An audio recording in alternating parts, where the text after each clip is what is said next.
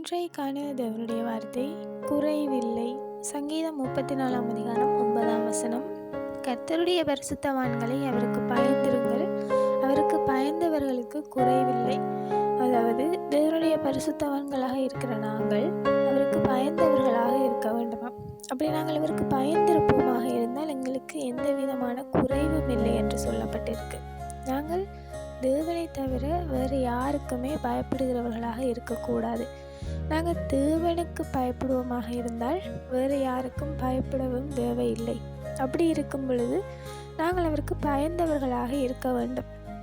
உண்மையில் நாங்கள் அவருக்கு பயப்படுகிறோம் என்பது அவருடைய வார்த்தைகளை கேட்டு அதுக்கு கீழ்ப்படிந்து அதன்படி நடக்கிறதை குறிக்கிறது.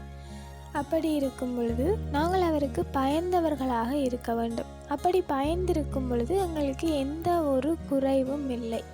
உண்மையில் வசனமும் சொல்லுகிறது, ஆத்மாவை கொள்ள வல்லவருக்கே உரிய வேறு யாருக்கும் நீங்கள் பயப்பட தேவையில்லை என்று.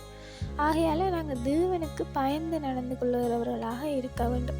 எங்களுடைய வாழ்க்கையில் சாதாரணமாக இருக்கிறதான தேவையில்லாத பயங்கள் எதுவுமே எங்களுடைய வாழ்க்கையில் இருக்கக்கூடாது.